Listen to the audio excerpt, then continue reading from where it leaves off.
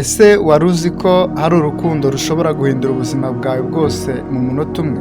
Abakorinto ibice 5 umurongo wa 17 aratubwira ngo umuntu wese iyo ari muri Kristo aba ahindutse icyaremwe gishya, ibya kera biba bishize, dore byose biba bihindutse bishya.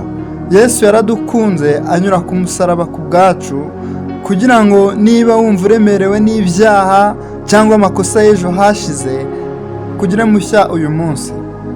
Kwizera Imana si ukugendera ku mategeko n'imihango gusa, ni ukubaka umubano n'uwapfiriye ku musaraba kandi afite isezerano ryiza cyane. Azatuzura kandi azatujyana mu ijuru. Nta mpamvu yo kugira ubwoba bw'ejo hazaza cyangwa ubw'urupfu. Muri we harimo amahoro asesuye n'imbaraga zitangaje zitsinda imyuka yose y'iki gihe. Akira aya mahoro uyu munsi, wizere Yesu kuko aragukunda cyane.